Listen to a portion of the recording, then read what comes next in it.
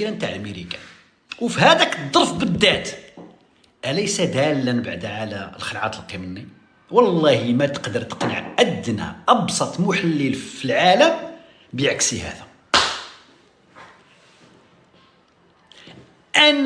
أن تستقبل السفيرة، راه ماشي الوزير خارجية ولا لا، أن تستقبل السفيرة نتاع الأمريكان في مقر وزارة الخارجية في ذاك الظروف وبعد كذا، أقسم بالله العالي العظيم ما يمكن يكون غير أنه تقديم فروض الولاء والطاعة للأمريكان الجديدة. ومن اللي قلت لكم البارح بأن أكبر رابحين، ما قلتهاش أنا، قلتو حتى نتوما، أكبر رابحين من داك الشيء اللي وقع في الشرق الأوسط هو ترامب والإدارة الأمريكية.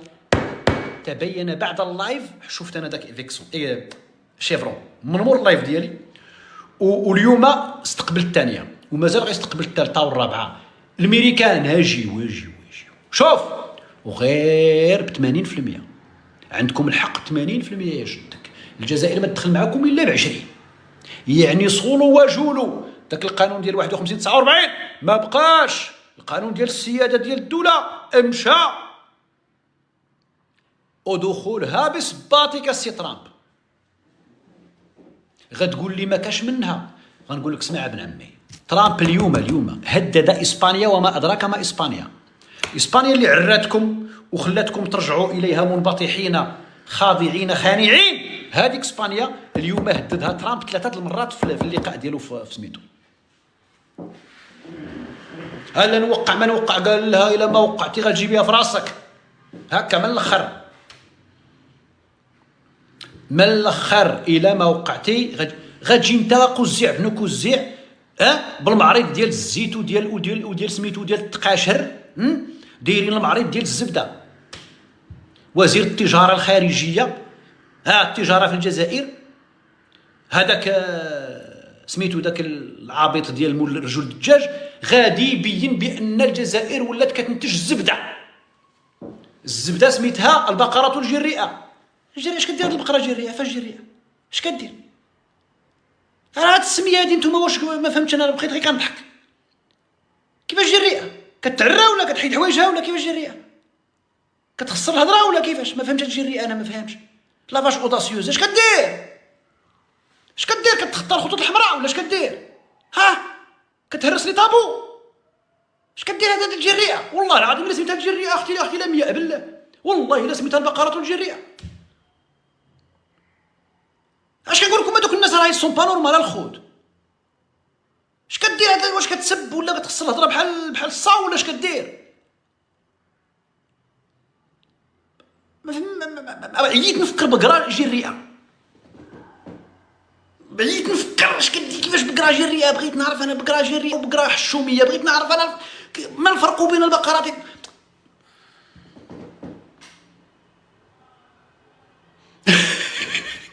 بالدموع وراه ماشي تضحكي بالدموع اخويا، راه لا اله الا محمد رسول الله.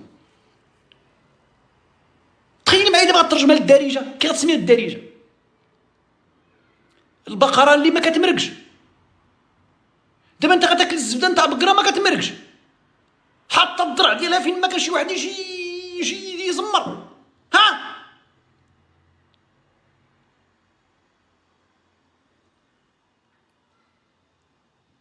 ضاسره ما فهمتش. دابا سيروا قلبوا الاخوان على البقره الجريئه تلقاوها في المعرض ومشى الزيق ديال. دابا تخيل معايا الزيق بالبقره الجريئه ديالو.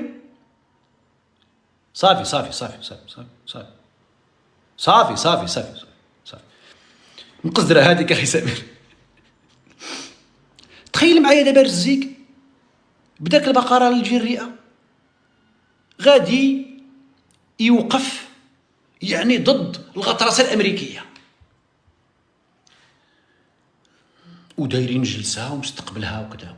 شكون هي الامريكان؟ شكون هي الامريكان المبردعين؟ من تكون امريكا ومن يكون ترامب؟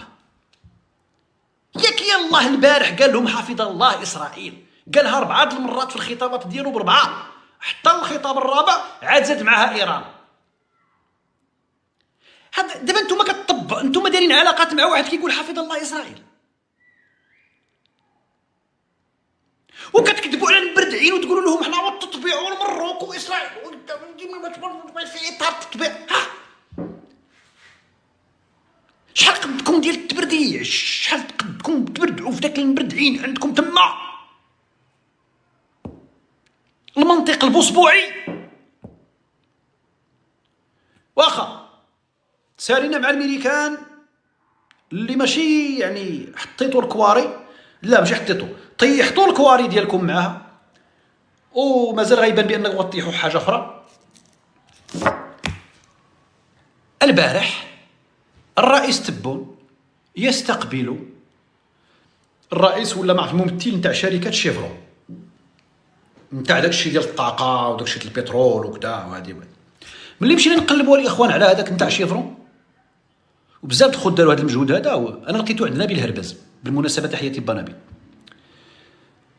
لقيت عندك تما السي نبيل بان هاد شيفرون هادي من اكبر الشركات الداعمه لاسرائيل، الداعمه بكل شيء، الداعمه الفلوس يا جداك، وبزاف نتاع اللي سميتهم نتاع اش كيتسموا دوك المهم دعم مادي مالي، سمي ما تشاء من انواع نتاع الدعم.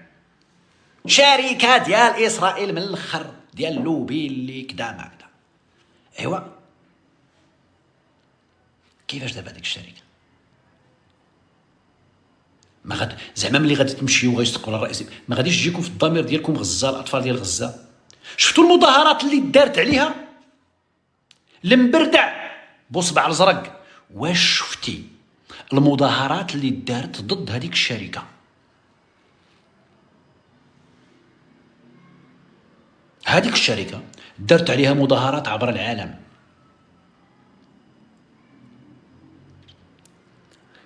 ظهروا ضدها لانها مساهمه فيما يحدث في غزه. ايوا فين دابا؟ خليكم في البقره الجريئه وسيروا تكمشوا، خليكم الا غديروا شي زبده، غديروا شي جبن، غديروا شي زيت، وسيروا تكمشوا. اش داكم لشي مواقف ديال الرجوله والنفوذات.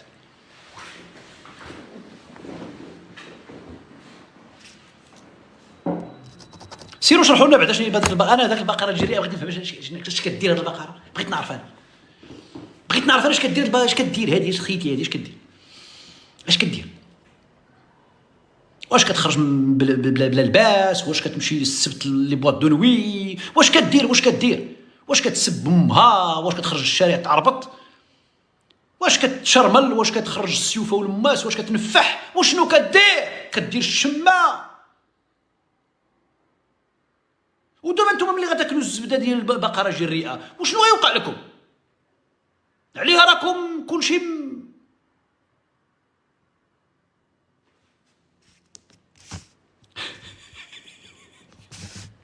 عليناش. دابا انتو كيقول لك انتم شفتوا واحد الخبر اخر دابا كالكاو.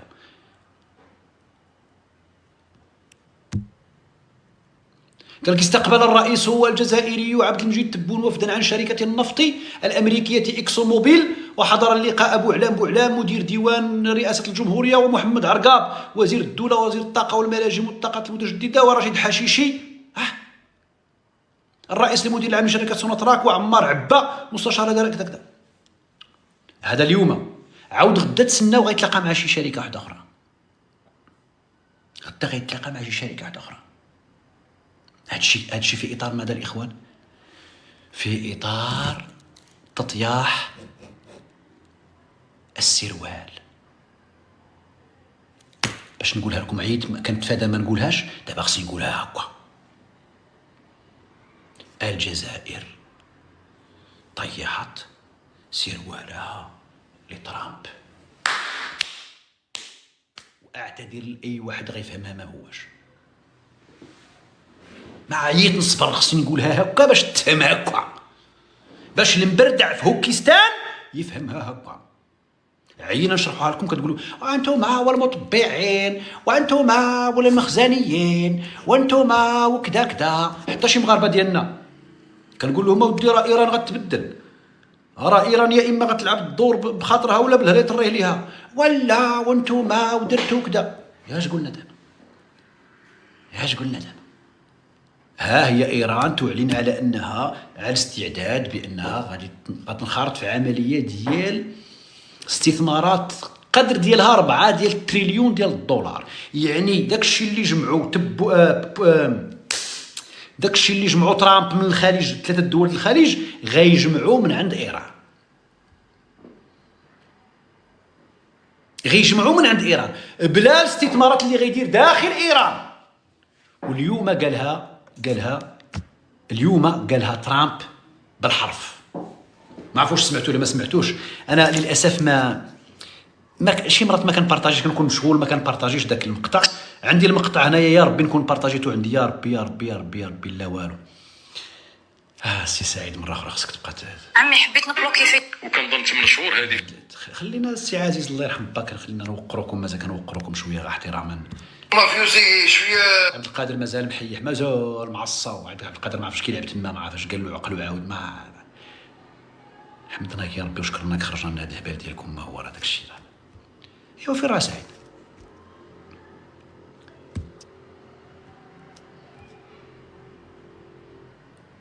لا والو ما كاينش، ولكن غنقول لكم وشنو قال بالضبط. غنقول لكم وشنو قال ترامب اليوم. قال الاخوان اليوم الصباح، قال بان ايران غتدخل واحد العهد جديد، هو عهد التجاره. قال لهم ويجب ان تعرفوا ان الفرس يتقنون التجاره.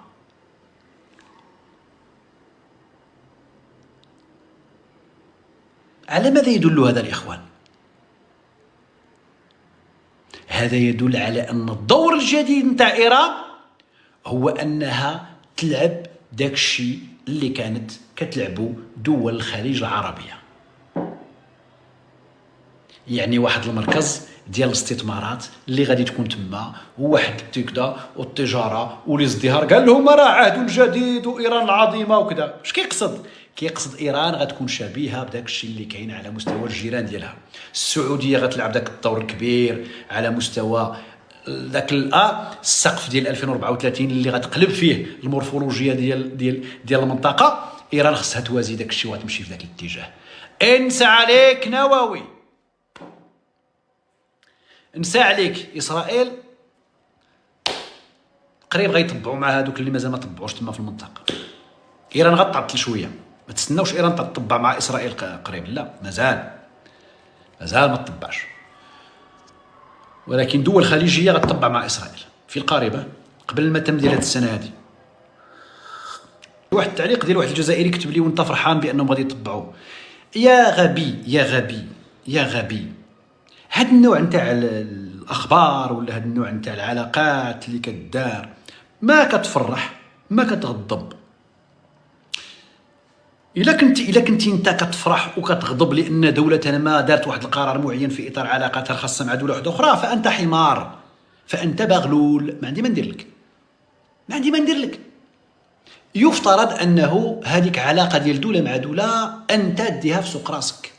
حنا كنشرحوا الواقع كي خصو يكون. ما كاين لا فرحه لا قرحه لا تضامن لا تعاطف لا تشعكك لا توالو، صافي. ثم انت اللي كتكلم على التطبيع، انت باش غتسمي هذاك اللقاء اللي داروا تبون مع اكبر شركه مطبعه ومدعمه لاسرائيل البارح عنده في القصر ديالو في المراديه، باش غتسميها يا المبردع؟ اعطيها سميه، عاد اجي يهضر معايا. والشركه نتاع اكسون اليوم حتى هي مطبعه ومدعمه لاسرائيل، صافي. والميريكان اللي راه جات السفيره ديال تلاقيتها فكذا، هذيك الميريكان راه هي اسرائيل. يا غبي يا حمار، علاش كتضحكوا على المبردعين عندكم تما؟ علاش؟ شكون هي الميريكان؟ شكون هي الميريكان؟ الميريكان هي العرابه نتاع اسرائيل، وهي اللي كتخدم اسرائيل في المنطقه، بغيتي ما ولا كرهتي. اسرائيل لعبه تما واحد الدور بإيعاز من هادوك الفوقانيين الفوق، صافي. ما عليناش. راه نشوفوا الاخوان دابا نسمعوا واحد المحلل.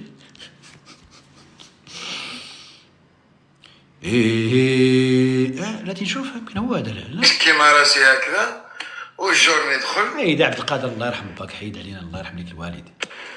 Uranium enrichment. What? About uranium enrichment. They're not going to have enrichment and they're not going to have a nuclear weapon, and they know that.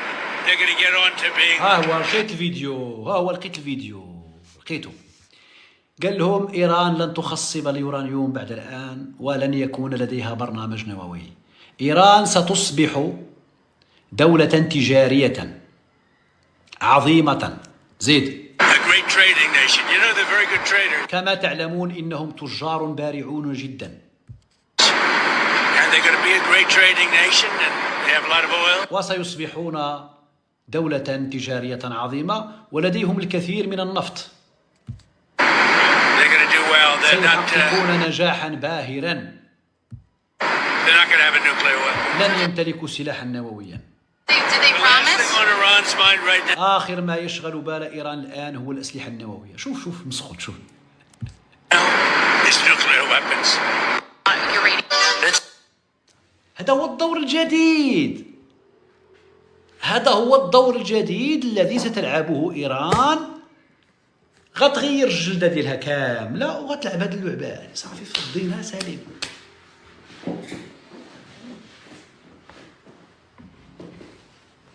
فانا بغيتي تفهمها فهمها، بغيتي تستنى حتى تبان لك بعين تشوفها بعينيك استنى، ما عندناش مشكل، حنا ما عندناش مشكل. دابا نمشيو نشوفوا ماذا يقول المحلل الاستراتيجي الجزائري في بلاطو قناة الوطنية.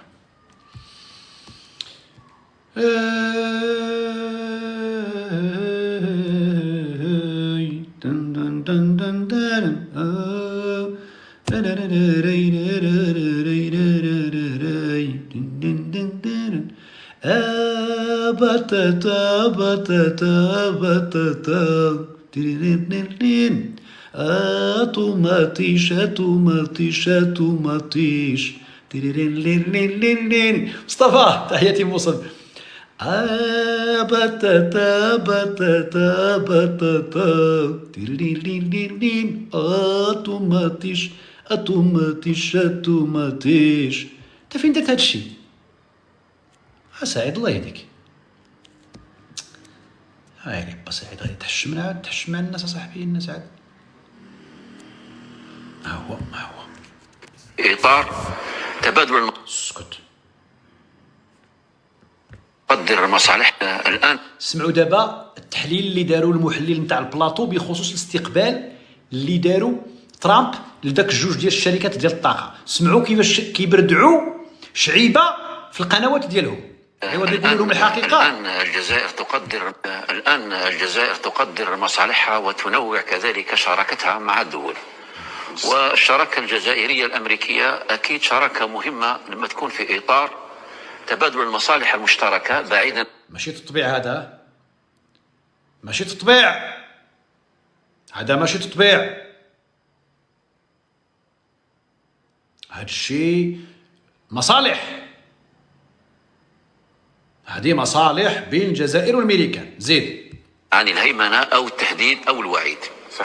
يبدو أن الجزائرية الأمريكية أكيد شراكة مهمة لما تكون في إطار تبادل المصالح المشتركة بعيدا عن الهيمنة أو التهديد أو الوعيد. يبدو أن الآن أمريكا أدركت بأن مصالحها الاقتصادية واستثماراتها مع الجزائر هي أكبر بكثير مع دول المنطقة الأخرى. شوف دابا شنو غيقولوا للمبردعين. دابا كيقولوا لهم المبردعين أبشروا فإن أمريكا قد استفاقت من نومها وستصلح خطأها، وإنها أدركت متأخرة أن مصالحها مع الجزائر أكبر بكثير من مصالحها مع باقي دول المنطقة. يقصد المريض. لا السي المحلل نتاع والو، لا المحلل نتاع والو، لا. يبدو أن الجزائر هي التي أدركت أنها إلا ما بدلاتش الخطاب ديالها وداك التموقعات ديالها العبيطة الغبية غادي يجي هاد التأديب وغيوقع لها كتار من داك الشيء اللي وقع لشي وحدين اخرين. فهمتي يا السي المحلل ديال والو؟ الجزائر هي التي ادركت، اما الميريكان راه ماشي الميريكان لا تدرك بين عشيه وضحاها. الميريكان هاد اللعبه اللي راه تلعبها دابا راه مخطط لها هذه 10 سنين 15 عام الشريف. هاد الشيء اللي واقع الان دابا في 2025 بالنسبه للخبراء الاستراتيجيين اللي كيصنعوا السياسات الكبيره نتاع الامريكان ونتاع العالم، هاد الشيء يهضروا عليه ولا اتفقوا عليه هذه 20 سنه 15 سنه ومينيموم. يعني انت من ادرك متاخرا ايها الغبي ان الدور اللي عندك خصك تلعبه بطريقه مغايره ولا غادي تشرشم.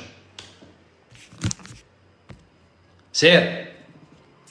ويبدو أن هناك صفحة جديدة تسطر في إطار التحولات الكبرى التي تقع في المنطقة، وخاصة بعد فشل العدوان الأمريكي الصهيوني على إيران. فشل العدوان؟ أنت بتقول إيه؟ أنت ليه يعني ضروري لازم تبردع في المبردع؟ الدليل على أن هذاك العدوان نجح هو أنه تبون استقبل جوج نتاع الشركات في أقل من 24 ساعة. ها لمن كيقولوا كتبردعون في المبردعين عندكم في الجزائر. الدليل على أن العدوان اللي وقع كما كتسميوه نتوما على إيران، أنا بالنسبة لي ماشي عدوان، هو تبادل ديال المدابزة بيناتهم. الدليل على أن الميريكان هي اللي ربحات وأن إسرائيل دات الدور ديالها كما يجب اللي تعطى لها من طرف ترامب وخلعت بها سميتها عليه، هو أنكم حتى نتوما تخلعتوا. الضربة كانت في إيران وانتوما هبطوا السروال في الجزائر.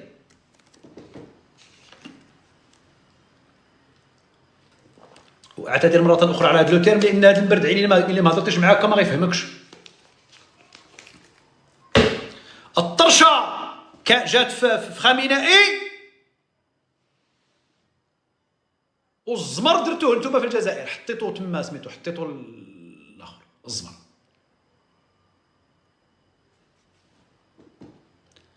تقول لي بانه هو فشل العدوان، هاي زعما من الامريكان واسرائيل فشلوا في عدوانهم على ايران جات الجزائر. ايوا شنو درت الجزائر؟ بغات تزيد زعما انت باش تزير الامريكان